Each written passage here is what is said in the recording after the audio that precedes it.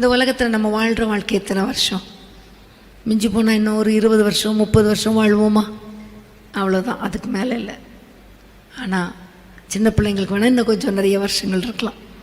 50-60 வருஷங்கள் ஓடலாம், 70 வருஷம் போகலாம்.